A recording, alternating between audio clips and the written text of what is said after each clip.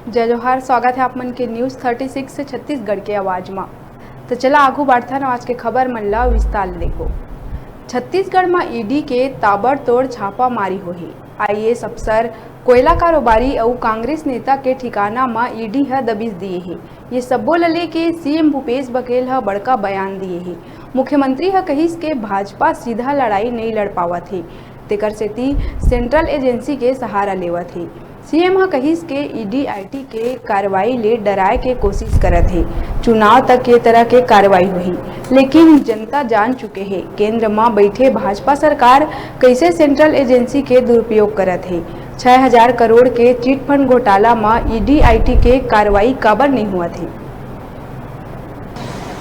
देखिए, भारतीय जनता पार्टी सीधे लड़ नहीं पा रही है और ईडी आईटी डीआरआई इसके माध्यम से लड़ने की कोशिश कर रही है। मैं पहले ही कह चुका हूं कि ये फिर आएंगे और ये आखिरी नहीं है, इसके बाद और आएंगे। चुनाव जैसे जैसे नज़दीक आएगा इनकी यात्राएं, इसके दौरा और बढ़ेंगे और डराने धमकाने का ही काम है, इसके अलावा और कुछ नहीं।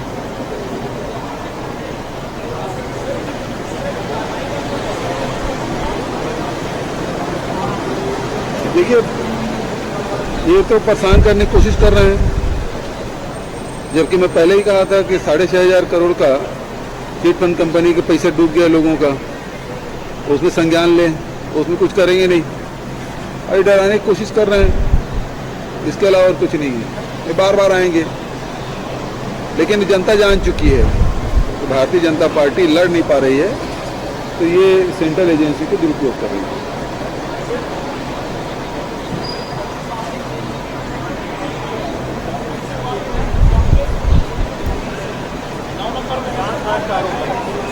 साठ तो इनके रहे हैं, इनके कार्यकाल पूरा उठा के देख लो। रसीद देते हुए, चंदा देते हुए और यहाँ मंत्रियों के यहाँ आते हुए, और सबसे बड़ा उदाहरण तो झीरम घाटी है जो आपराधिक राजनीतिक षड्यंत्र रहा है, उसमें तो कुछ कर नहीं रहे। भीमा मंडावी के बारे में ही, स्वर्गीय भीमा मंडावी जी जो उनके विधायक थे, राज्य पुलिस जांच कर रही थी, उसको एनआईए ने ले लिया।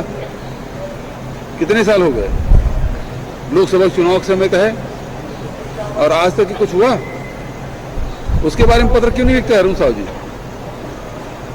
एनआईए जांच कर रही है और उसमें क्या मिला, प्रदेश के जानना चाहते हैं। Thank you.